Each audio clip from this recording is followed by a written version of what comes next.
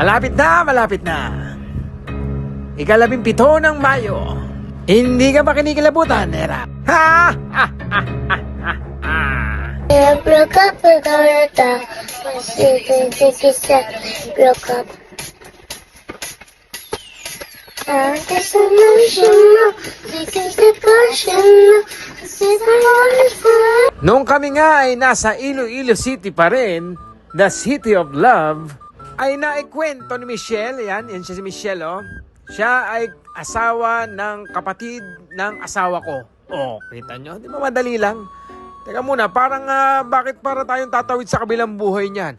Bakit ganyan yung ilaw niyan, ha? Naikwento niya nga na itong lugar na ito ay tinatawag na Paluto. Ay pupunta ka sa isang palengke o tindahan ng mga seafoods at tapos sa dulo nito ay merong palutuan. Lulutuin nila matapos mong mamalengke, diretso na sa lutuan. Wala ka nang gagawin kundi maghintay na lang. Pagkatapos, kakain ka na. O siya, tingnan natin kung anong lagay dito at anong eksena. O, kita nyo, ayan na, o. O, mamimili na tayo ng ating ipapaluto dun sa paluto.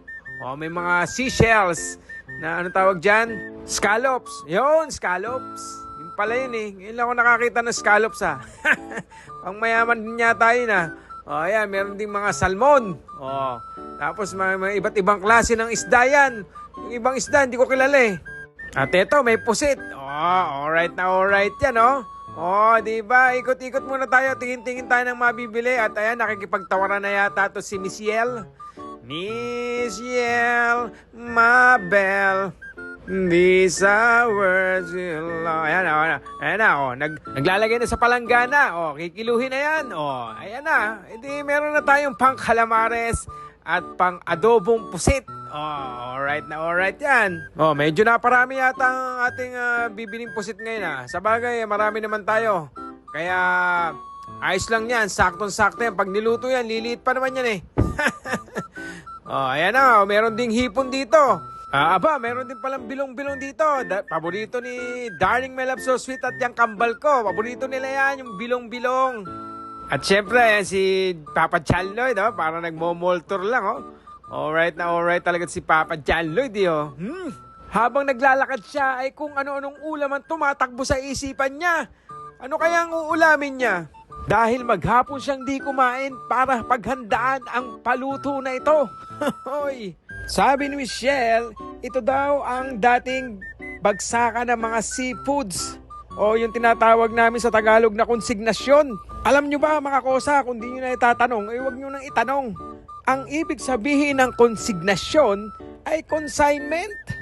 Ay yung pala yun mga kosa. At ang consignment naman, ibig sabihin, ibebenta mo muna yung produkto bago mo bayaran sa nagbagsak sa'yo. Doon sa pinagbilhan mo ng produkto. Oh, ganun pala yon. Kaya pag nakapagbenta ka na, doon ka pala magbabayad. Kaso nga nilipat na yung konsignasyon doon na sa kabilang side. Pero dito rin naman. May bayad nga pala to na entrance fee sa isang sasakyan. Halimbawa, pumasok ang isang sasakyan. Merong 14 pesos na bayad. Ticket. Parang ticket lang naman. Depende kung gaano kalaki ang sasakyan mo. Yun ang babayaran mong ticket. Anyway, mabalik tayo dito sa ating pinag-uusapan na paluto. Ayan ang lalaki ng mga isda. Hindi ko na nga kilala tong mga pangalan ng mga isda na to. Ayan, banyera. Ang nakikita nyong isda. Ayan na. Sumapit na tayo ngayon sa paluto area. Ayan, may mga area pala. Doon sa kanina, yung dinaanan natin, yan yung palengke area. Ito naman yung paluto area. Pagdating mo dyan, may mga stall number yan. Mamimili ka kung saan ang gusto mong stall na papalutuan mo. Ang daming tao. Talagang patok na patok dito yung paluto. Kasi nga naman, hindi ka na magluluto eh. Kanila na yung ingredients, bibili ka lang ng seafoods. May kanin pa yan kasama Amake mo, dadali mo lang yung pinamalengke mo, wala nang mga ingredients, sila na yung gagawa ng ingredients mo, maglalagay pala. Napakagandang idea talaga ang ginawa nila na to. Sana meron din kami nito doon sa Bukay, Bataan. Ay, patok to kung may ganito doon. Teka, sundan natin si Michelle. Baka alam niya kung saan may masarap magluto. Matindi to mga kosa, kung nakikita niyo yung mga tao na yan. Papaluto lahat yung mga yan, yung mga nabili dun sa palengke na yan. Diretso dito yan, palutuan, no? Nakita nyo, tingnan nyo. Parang mas matindi ang itsura mo, Papa John Lloyd. Lasing ka ba? Ay, parang naghahanap pa ng gulo eh. Parang naghahanap ng away si Papa John Lloyd, oh. Habang naghihintay nga kami ng upuan dahil wala na kaming maupuan dahil sa dami ng tao, ay iba't ibang klase at emosyon ang nakikita ko sa mga itsura ng mga taong nandito. Yung iba, mga nag-aabang pa, oh. Kasi nga wala na rin sila maupuan tulad namin. Paabang-abang muna kami, mga abangers muna kami dito. Ang dami talagang tao. Halos di mahulugang karayom sa dami ng tao ang nagpupunta dito sa Paluto Fishport. Oh, ayan oh, dami talaga eh oh. Bilong-bilongan, your favorite. Anong higop sa baw ka bala pers kay Ate M? Ano ba?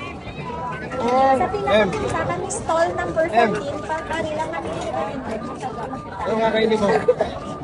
Calamares? Calamares ka? Bilong-bilong? Bilong-bilong kag calamares? Hindi? Oh, mainit na ang ulo ni FF. Ay gutom na eh. Tapos, ang sa tilapia, yan butito lang pag Joke, isugbahon lang ba? Oo. Ang yakap, Michelle, papahirapan mo pa yung magluluto. Ipapaimbutido mo yung tilapia. Relleno dapat. Sigang lang. Wala ka ha? May karang gamay. Gamay ka. Ay, may ano pa to sweet. Bali, mamang mga vlog mo, di calamares mo, tapos ang tama lang nga size. I-adobo. Ay, sabot.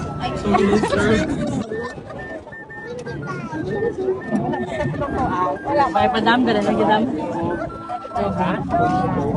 Dayon, ang bilong-bilong nga duwa, iprituwa lang ma'am, please lang. Bilong-bilong